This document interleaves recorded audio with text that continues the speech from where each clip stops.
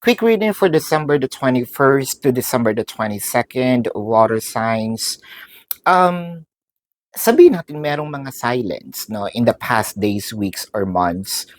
Um, ito yung time na dadating na merong somewhat conversation, whether this is through text, emails, calls, no? Pero parang meron tayong gut feeling, naku tayo pa na mga water signs, medyo we are in line, no? We tapped into this, our instincts. Parang meron tayong gut feeling na sana pala hindi ko siya kinausap, sana pala hindi ako nag-respond, sana pala hindi ako nagbigay ng information, no?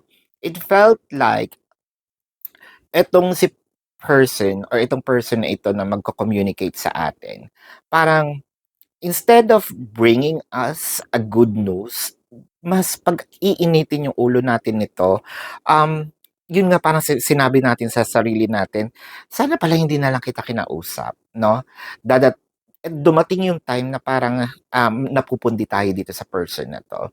So this is your quick reading, water signs for December the 21st to December the 22nd. Predicting future is my purpose. Yelling the stars align.